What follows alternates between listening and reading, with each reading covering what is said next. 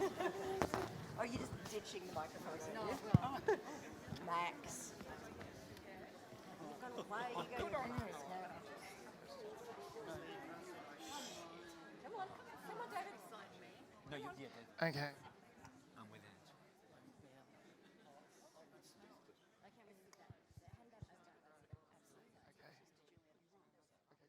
Good evening. Hello. Good evening, everyone. Welcome back to the Bill Brown Theatre. And welcome to this evening's play briefing for Bernhardt Hamlet by Theresa Rebeck. My name is Daniel Evans, but you can call me Dan, and I'm one of Queensland Theatre's company artists this year, and we'll be bringing you The Almighty Sometimes by Kendall Fever in this space in August. The person who would usually sit here, that's Lee Lewis, is of course the director tonight, so she's sitting in the middle.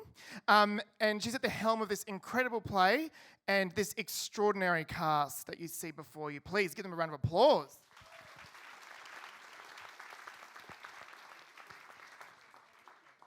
Before we begin tonight, I'd like to honour the traditional owners of the land on which we gather, the Turrbal and the Yuggera people. This has always has been and always will be a place of storytelling. On behalf of everyone on this stage and the 100 plus team of artists, technicians, administrators, freelancers and front of house staff who make up this company, we are so grateful / relieved / proud to welcome you back to the Bill Brown Theatre after a small flood-induced pandemic-plagued hiatus. So welcome back and thank you for being here tonight in the rain. Thank you so much.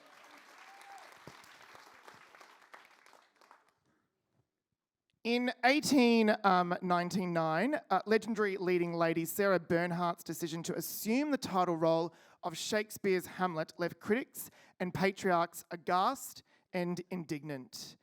Too old to play the ingenue and too bored to play the stale roles written for women, this diva needs a genuine crowd pleaser to save her debt-ridden theatre.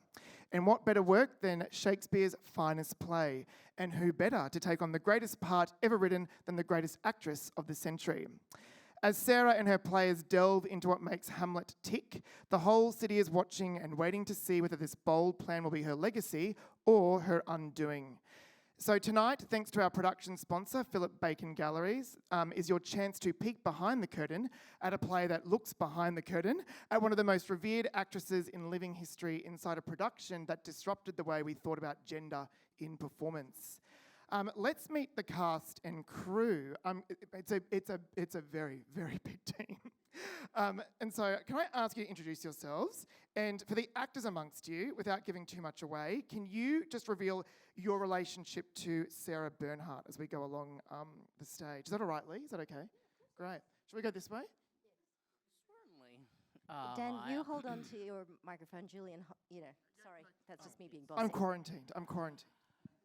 Hi, I'm Leon. I'm playing Francois. I'm one of the kind of company actors.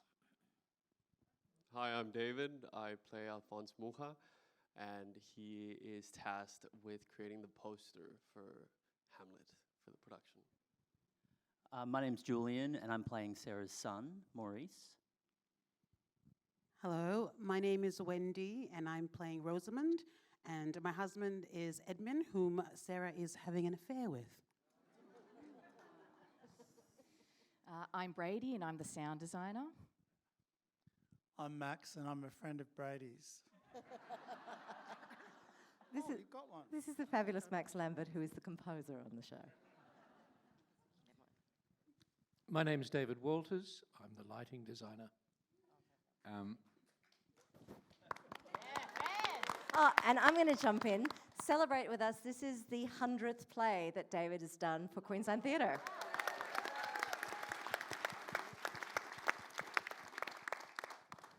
I'm Hugh, and I play Benoit Constant Coquelin, and I am a good friend and contemporary of Sarah's. He is too modest. I'm Angie Milliken. I almost said Sarah Bernhardt first. It's gotten to that. Thank you.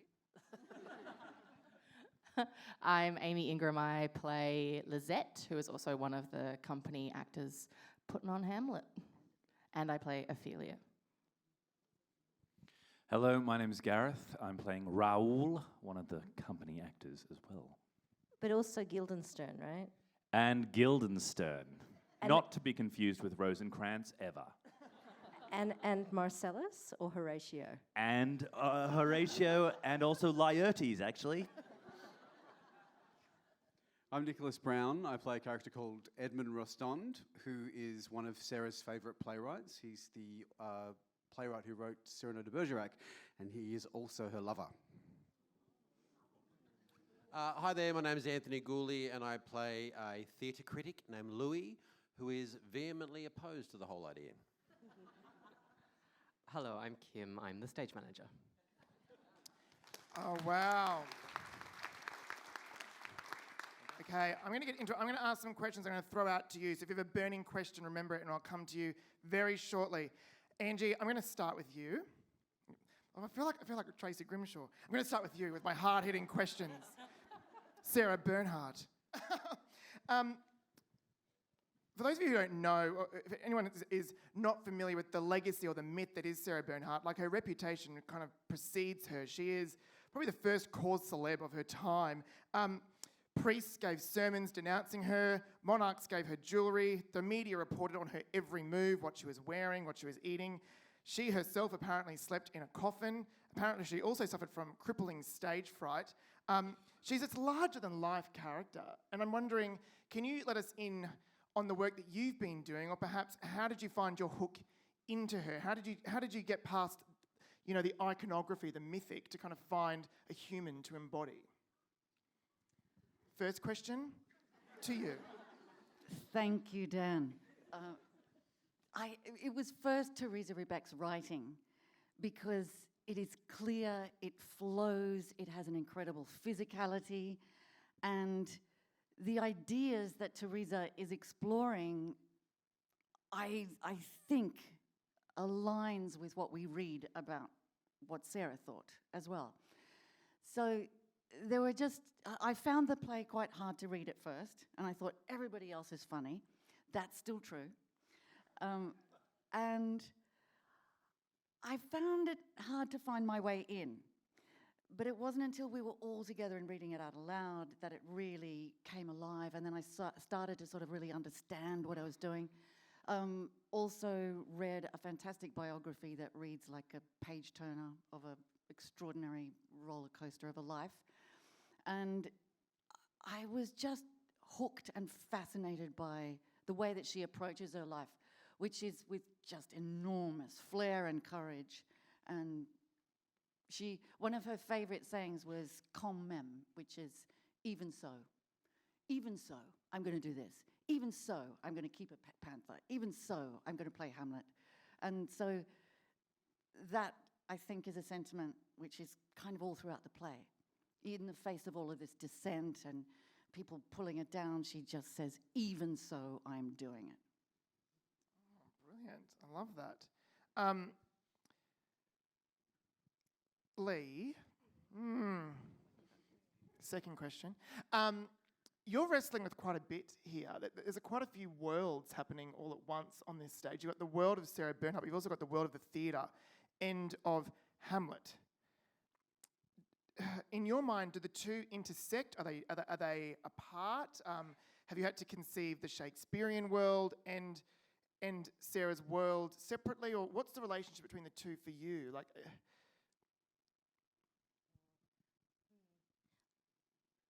Oh, good second question. Stumping the director. Excellent. You will talk later, Dan. Look,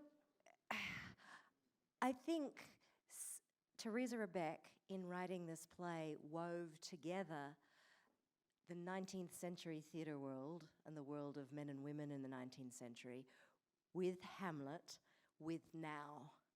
Yes. And so there are three political realities that are actually playing through the space at all times. And it's quite slippery. You slip between them. There's an absolute depiction of Sarah Bernhardt on stage rehearsing Hamlet and asking questions that actors ask right now about Hamlet, including should a woman play it or not. She's wrestling. And the wrestle is the thing that moves across time, from Hamlet's wrestle with his own questions about humanity to her questions and to the ones that we have now. So the world that we've got on stage reflects that weave. We move in and out of Sarah's rehearsal into Hamlet, into a little bit of Cyrano, and back again. And yet there are times when, in rehearsal, Angie's standing on stage saying a line that leads to a half-hour conversation about the difficulty of making theatre at the moment. So that's the extraordinary thing about having a contemporary playwright do an adaptation of the idea of the play.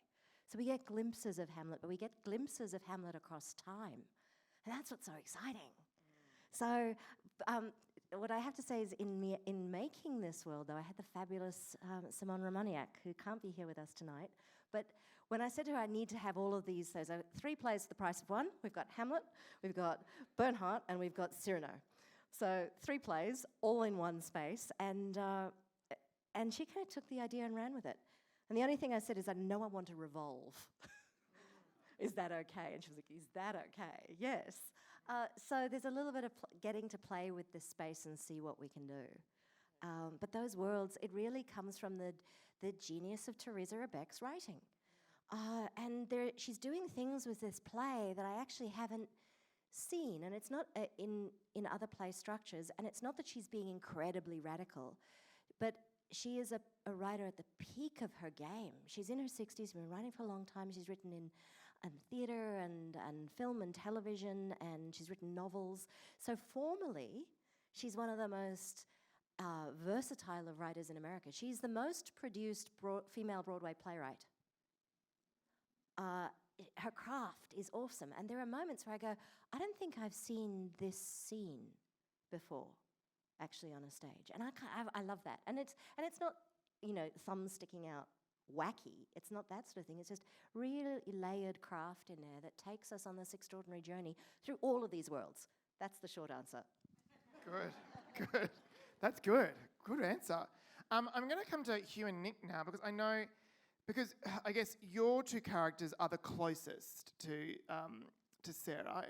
You're the closest in orbit, I guess, outside of her son, who I don't want to spoil. No, I don't want to spoil anything. Won't say that. But you're the closest in orbit to her, and I'm wondering. This is a magnetic, huge personality. This is a kind of crude question, I guess, but what does Sarah get from you, or why do you get so close to her, do you think? What earns you the proximity to Sarah, your characters? Who wants to go first? For Edmund, the 2 of them inspire each other utterly, and they really can't live without each other. Edmund can't write without Sarah, and she is his muse, and I can't speak for Angie, but I think Sarah needs his creativity, his spark, and he needs her wildness. So they need to orbit around each other in order to be the creative forces that they are. But it's also a very destructive relationship as well. It's very Chekhovian. Like, my gosh. Wait for the ending. Oh, anyway. Spoiler. Hugh. Sarah and Constant Coquelin were contemporaries. They went through the Comédie Française together. They trained. I think what there is a respect. There's a theatrical, professional respect. There's an underlying understanding of what it is to try and make any of this tick. In this world that Theresa has written, I mean, I think he's one of the few, probably apart from her son, men who meet her who aren't just bowled over by her and so can't function properly anymore. I was trying to draw distinctions about who on earth we would look at today and think, this is the same kind of creature. And I guess maybe something like Lady Gaga, somebody who's got that level of scope. But just imagine you grew up with her and you did everything together and you're great mates, but she's still Lady Gaga. There's still that extra percentage above who you're ever going to be. So as much as he was thoroughly respected as an actor, he was never her. But it feels like he's one of those people in your sphere of influence that need to exist because they're not going to nod and smile and say yes. But I think what's really interesting, particularly about him, is that it doesn't give him a headache or a stomachache or a terrible premonition that she should want to go and play Hamlet, because I think he agrees, I am going to say a line, sort of Sarah's, where she says, in essence, look, I play Hamlet as myself. And I think that was what probably he recognized more than anything. I get it, there's not a distinction here. It's just you meeting that, and you deserve to because you're that good. And Constant has played Hamlet 4 times. 4 times. So it's something rather special being able to perform Hamlet or perform a role like that alongside someone who's actually done it. So it is part of it, part of the sort of collegial, hand-holding kind of like, I get advice, I get support, and that's part of what Constant is. I love that his name is Constant because he is constantly there, and it's a lovely thing. One of my favourite moments in this play, and I touched on it before, and Theresa's really amazing the way she does this, but a huge thread in this, it speaks a kind of sparkling clarity, I think, to now. Sarah has that amazing line, and you probably know better than I do, but she kind of turns at one point and says, I'm not the ingenue, I was never the ingenue, it's beneath me, it's beneath all women, the role of the ingenue. And there's a kind of light, there's a critique in this play, maybe, I don't know if it's Theresa or Sarah or who's talking there, about roles for women, for females. And so I guess I wanted to ask Wendy, Amy, I guess for all of you, have we changed? Have we done better? Do you think, like in 2022, or do we still think that the theatre, capital T theatre, still looks after the careers of men? Is there more import or better roles, I guess, for men? It's a very controversial question, but it's question number 4, so stand by. Dun, dun, dun. Look, I think there's always room to improve, quite frankly. And I think that the theatre is interesting in that a play, a good one, usually takes a little while to write, and sometimes the world moves faster than we can get something on stage, which means that the world is faster and faster and faster and faster. I think that there are fewer chunky, meaty, kind of exciting roles that women gravitate towards. And I do think that we struggle to find that voice sometimes. That's my personal opinion. That I think that there's still a way to go, but I think that we've made great leaps, but we can still make more improvements on that. Yeah, I agree with you as well, Amy. I think whilst there has been some progress and conversations to kind of push, the envelope on where sort of what roles women are able to play and at what stage in their careers, how old, all those type of things that normally are barriers for women. I think we do still have a long way to go in terms of that. And I think, using the form of the theatre and whether, screen or whatever, I think the arts has a fantastic way of opening up these conversations and pushing that forward. I mean, if you look at things like, even in the film and TV world, people were like furious that there was a female Doctor Who, or that there's female Ghostbusters, or that there's female like Bond. How dare you? So and then you put, there's even more elements on top of that as well in terms of who gets to play what. So I think it's an ongoing chat that we all need to have. Yeah. Angie, do you have anything to add? Just remembering some of the conversations we've had about this, and specifically about Shakespeare, that it's somehow not quite enough just to put a woman in the role of the man. That there is a rewriting that has to be done. And this is something that I think Sarah really hits on is that to make it what she needs to make it, she wants to tweak it. So not only does she want to play Hamlet, she wants to tweak Hamlet. And that, I think this is the point about actually having the voice, finding the voice that is actually authentic and true to where women are. Yeah, that thing of she has to tweak it. What Theresa does is take us through a path that shows us that it's not enough to just put a woman into the role. It essentially changes the play, so you've got to let other changes happen. And is that even enough? She examines Hamlet, because it's not enough to just do Hamlet with a woman. So she's examining the idea of it. And it's a fascinating conversation, because she's so smart, and it's always so lovely when you're in a play where the writer is so much smarter than everyone in the room, and also where they're safely in America. So if you go, is that actually a great line? There's no writer sitting there in the corner looking at you furiously.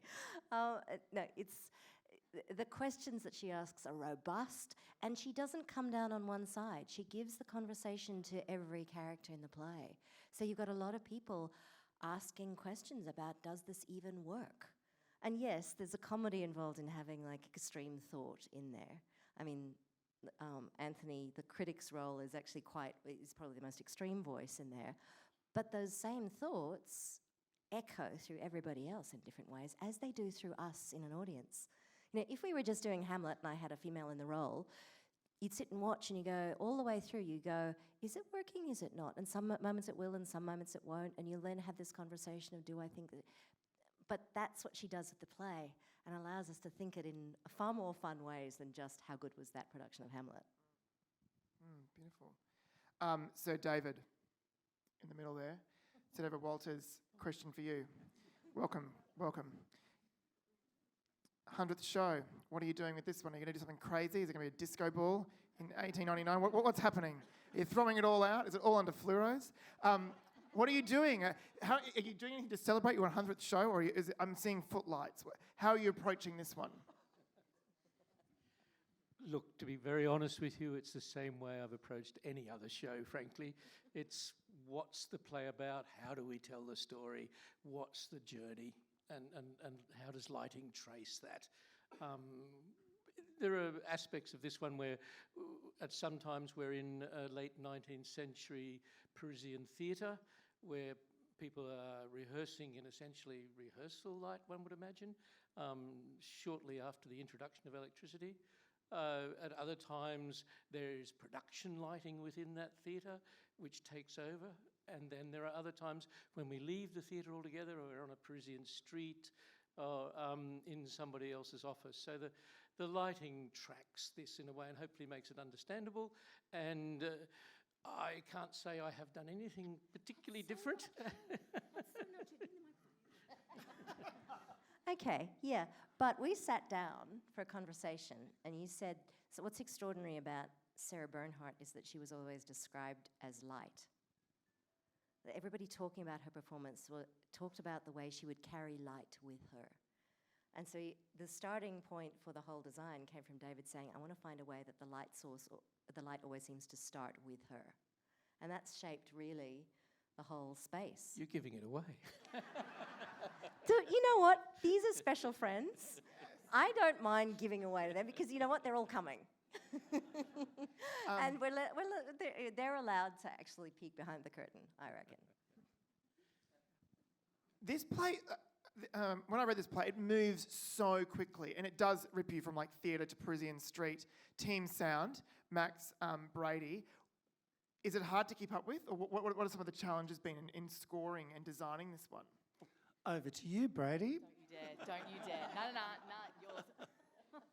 Listen, what they haven't told you is that Sarah bought a theatre that was bigger than the one she'd been working in, and it was 1,500 seats, because she wanted the audience to be further away from her because she was getting old. So she didn't want everyone to see her up close. Put that against the world of electricity, which was introduced into Paris in 1880. So she had the curse of electric light, as well as a theatre where everyone was getting closer and closer to her. Which brings us to sound, which has got nothing to do with that at all. There were some dazzling musical people in Paris around that time. Of course, you would know them all. Debussy, Ravel, Satie, Vincent d'Indy, Fauré, they were all amazing. And we've drawn on some of those composers. So particularly Eric Satie, who wrote a piece of music called Je te veux, which means I want you, which was a huge hit for him, which he wrote in 1897 and was published in 1903, but it was around Paris. He used to play in a brothel and a bar in Montmartre, and you could go and see him. All those incredible composers admired him, but he didn't think much of them. And he spent his life writing to newspapers complaining about Paris and Parisians. So there's a bit of that in it, and if you want to sit down at interval, you'll hear some absolutely gorgeous French music from 1903. So that's the music part of it. Here's the sound part of it. Thank you for taking all the good stuff, Max. Honestly, it's just trying to find that place of making or showcasing a really lush Paris, a lush, romantic, fantastical Paris, and then the reality of a rehearsal room, realistically, and what that and being truthful to that experience, and not imposing and letting these players be the ones to lead the way in that regard. Yeah. I'm going to throw this open to the rest of the cast. Have you had a little preview of what this is going to be like in season? Because it does move fast. I did a walk through wardrobe before, and the costumes are incredible, but also really hard to put on. And there's lots of them. Is it going to be one of those shows? Do you all get the sense that it's going to be, hi, how are you going? Backstage, there's lots of running around, like I'm seeing multiple entrances and exits. Like, are you looking forward to it? Is it going to be fun? Like, is that kind of like, I don't know, do you have that feeling of excitement yet of how fun and, I don't know, is it like an ensemble it's going to be? Is that ensemble-ish? Yes. Yes, you're right. There are lots of changes. There are lots of different worlds. There are lots of different people who are populating it. You do see, I think, a pretty reasonably good internal aspect of what it is to be in a rehearsal room sometimes. The quick changes, the segues, the ideas that can float where all of a sudden apparently you're right on top of something and then you drop out and need to break down what's just happened because you think it just could be strange or not very good or the best thing that's ever happened. So many costumes, swords, all kinds of cool stuff. And this extension into the theatrical space, that I just think this has been so beautifully transformed. Yes, this was the last character we were all itching to meet. Fun. And a revolve, a double revolve. Why not? Why not? Okay, your turn. Does anyone have any burning questions they want to ask? And you can ask whatever you would like. Look, yes, in the front, in the second row.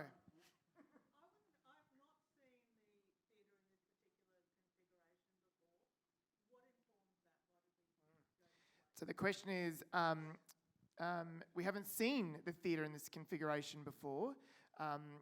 Surprise, surprise. What has informed this design? Lee, do you want to speak to Simon's work, perhaps? Yeah, it goes back to a little bit before Simone, because there was this little play called Boy Swallows Universe that we did.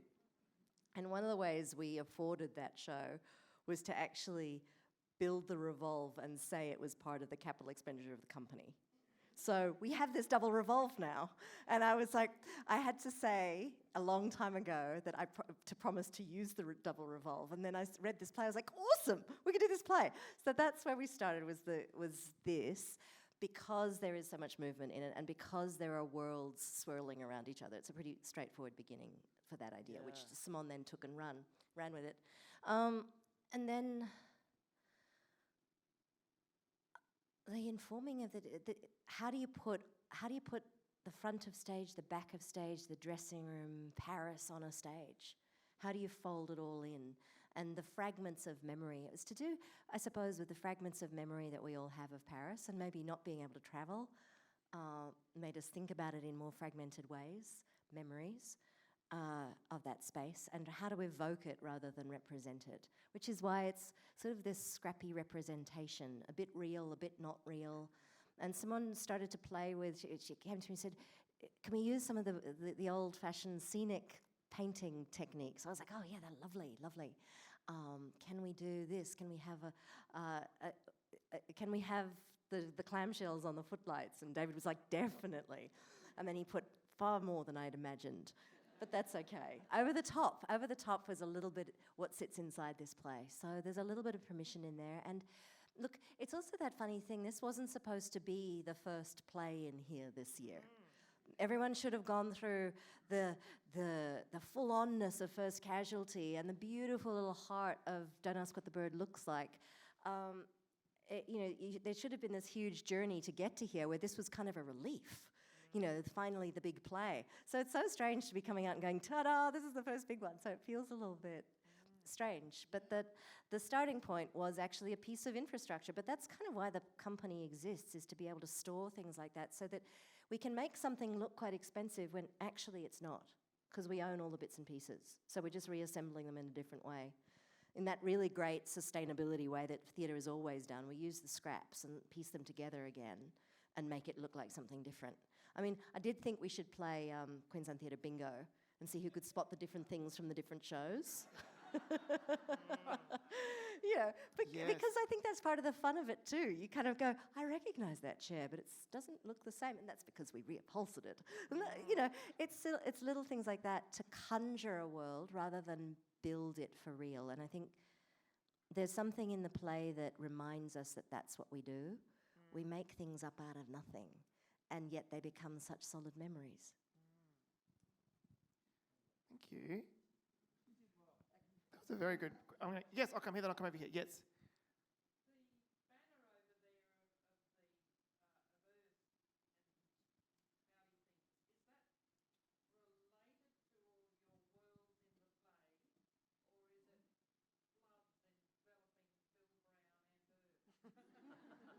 Is the banner a meta-theatrical symbol of the floods we've just had, or is it related to the play?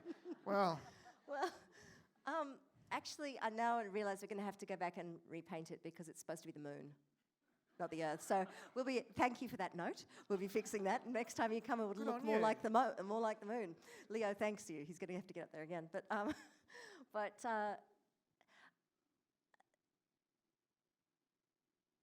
don't know what no, that was from Simone's really collaging together some of the scenic elements, the ways that we used to represent night in the theatre, ways that now we'll do things with projections and things like that. But she hung them there, and I just didn't want to let go of any of them.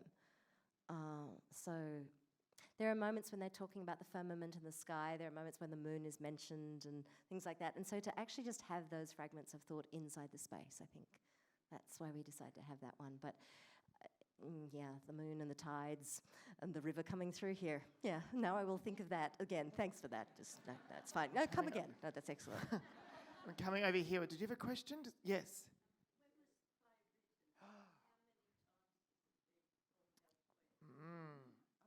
Well, it was written in the sort of I think in the 2016-17 space, and then it was on Broadway in 2018.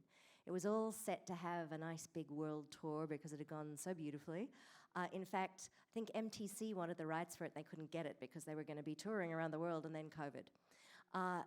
And I knew about the play, and I through friends at MTC. And coming back, I wanted something that was big and lush and theatrical and made me love the theatre. And I read it, and Sam French, who manages all of our licensing, just called up, and they happened to be available. And then MTC got really mad. How did you get the play? And we asked. But so I would call this play one of our silver linings of COVID. Had that not happened, the rights wouldn't have been available, and we wouldn't get to do it. So, small COVID gift. Okay, I'm coming round. Any other questions? Yes. Hello up the back.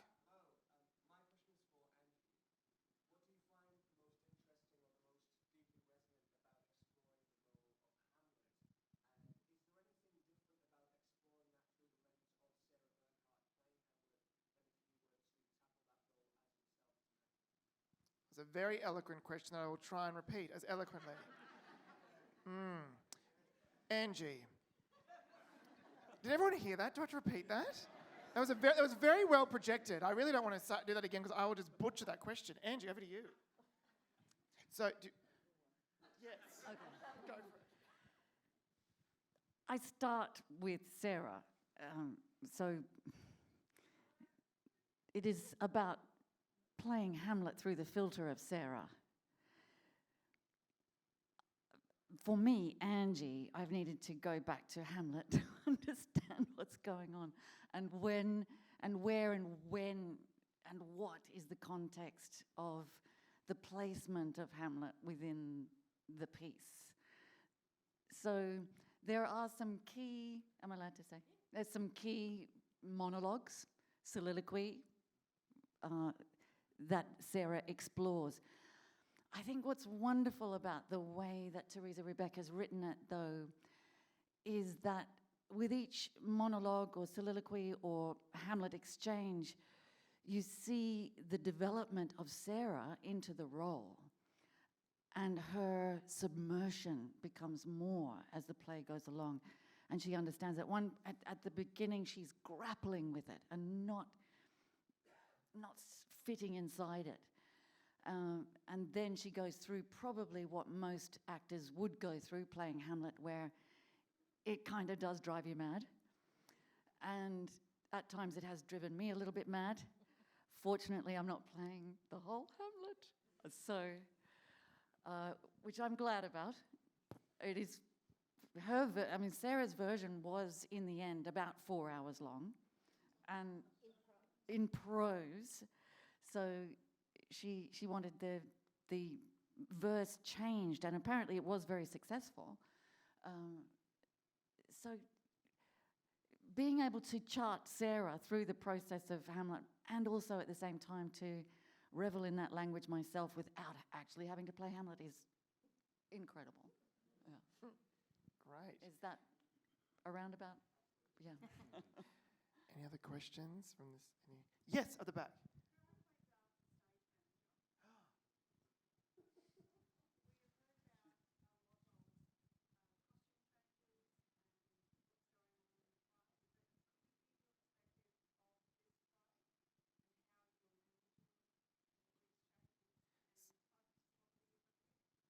Question for the stage manager.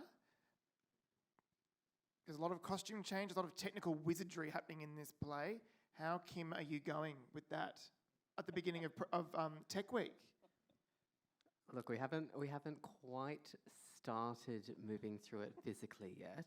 So it's been a lot of planning and a lot of paperwork and a lot of conversations and just kind of trying to keep track as best we can of who is playing what and where they're entering from, how long they've been off stage before their next entrance, how long around the building it's taken them to get to that next entrance, and how long they've got to put on their next costume.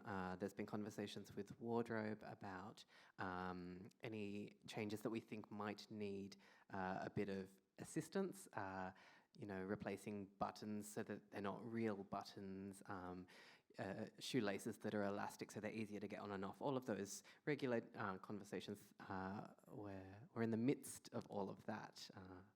A lot of planning. There's a great chart on the wall of the rehearsal room upstairs that gives the walking quickly time to get from there to all of the different entrances. And the longest problem that we have is if you exit here and you need to enter there, you've got to run around the whole building underneath to come out there. So there's a chart that actually gives a walking quickly time, and then you look at the actor you've got and you kind of go, how fit are they?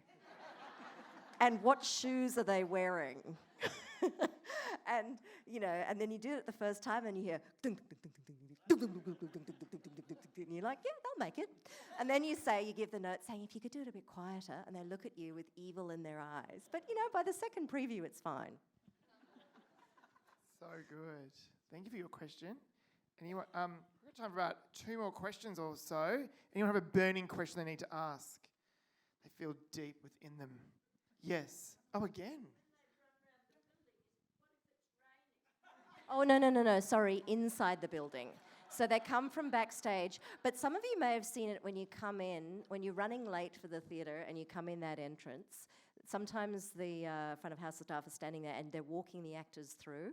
It's the one design flaw in this particular theatre, is that crossover, which causes some very funny moments, I think, when people have tried to sneak out and they run into an actor in that back area. Yeah, but, and some of you have discovered in the past, if you use that exit sign to try and find the toilet in the middle of the show, you will find yourself backstage.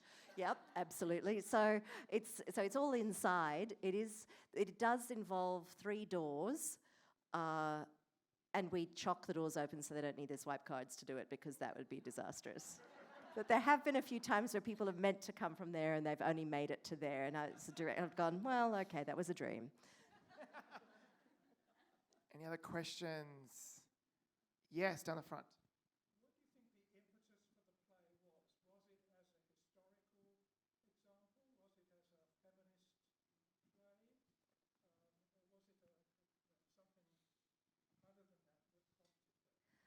Question is, what was the impetus for the play? Was it historical? Was it feminist? Was it something else?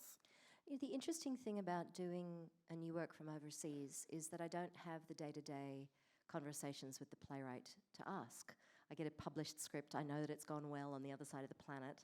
I think there might be something that speaks to us in here. I have a feeling, as I sit inside the play myself, that Theresa Rebeck, for all her success, looks at the opportunities available to theatre artists in their 20s, to women in their 20s, and envies the opportunities that were never available to her in her 20s. She's been very successful, but she's never had the success of some of her male peers, or the visibility or the recognition. And I think she's looking, as we all do, you look back and you go, God, if I were 20 now, imagine what I could do. And I think that can be hard in moments, but I think she found a way to process that by looking at someone like Sarah Bernhardt, who, for all of her radical thought and choice, paved the way. Sometimes your job in the continuum is to pave the way for the next people. And it's hard to accept that, but you find solace in looking back and going, yeah, she did all of that, and yet there were still things that were not, roles that were not available to her, ways people wouldn't see her. She was still kept in a particular place. You know, the next generation on, there was more opportunity in the next and the next. And no, we're not moving fast enough, but that's what I find inside the play, is how we need our history to comfort us that change does happen, maybe not as fast as we would like, but that we all have a role to play in making the next generation have more and better opportunity. That's right, Shakespeare only used men. So yes, we have come a long way since then, but there's still a long way to go when it and if we want to keep our relationship to historical periods, we have to ask theatrically how and why all the time. If we want to keep Shakespeare on our stages, which I do because I love the language, we've got to be clever about it. We've got to remind people and show people how it's important, and I think she was trying to do that as well. We can't, just because it's problematic for a woman to play the role doesn't mean we shouldn't do Hamlet.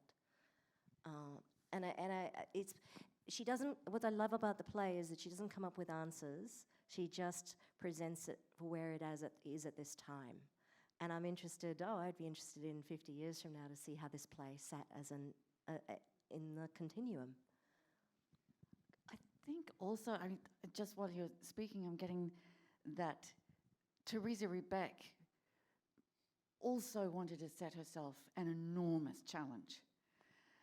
And who better to do that through and with is Sarah Bernhardt, who was taking on the biggest challenge an actor could ever have, Hamlet. And I think that what was happening for Sarah is that she's looking around, she sees herself as equal to her male counterparts, if not probably better. She probably thought she was better. And they all had that thing, that artistic enormity that is Hamlet, that they could aspire to, that they could test themselves with, challenge themselves with, and there's that enormous kudos that it comes with playing Hamlet. And there was Sarah saying, I match that, I can do that, and I'm not seeing any vehicle other than Hamlet to do that with. And I think Sarah set herself her own challenge through those prisms as well, and it's really beautiful, all the layers that keep on revealing themselves through that, I think. Oh, that's a beautiful way to finish. Thank you, Angie. Oh, there's a lot going on underneath this play. Before we go tonight, we have to do the play briefing absolute tradition, which is the Lucky Door Prize, which is why everyone's here anyway. Kidding. So bring forth the tickets. And I might grab... Angie, would you do us the honours of selecting the ticket? So this is for 2 tickets to any play in LeBoit's 2022 season. So the winner is... Let's all do a drum roll. I think this is really important. Okay, drum roll. Sound apart. Dig deep, Angie. It's a purple ticket. It is B16. Oh, yes. Oh, stay in your seat. We're going to come and bring those tickets to you shortly. Before we go tonight, just a little community service announcement from us here at Queensland Theatre. This theatre was underwater not 2 months ago, and if you were sitting in row A or B, the water was quite high, and you would be currently waiting in water. The technical department, the government, volunteers have worked tirelessly to make sure that the show can go on and that this show is going on. We are running an appeal at the moment, so as you leave, please take a pamphlet. There's no donation too big or too big, certainly, or too small. That would help us get everything back on track. We are able to open, but there are many things that you cannot see that I'm not going to bore you with that we are still trying to get ready and to make sure that to reset this venue to its beauty that it was when it was just built scarcely a few years ago. So anything you can do to help us we really appreciate. Finally, would you please put your hands together for the cast and crew of Bernhardt Hamlet?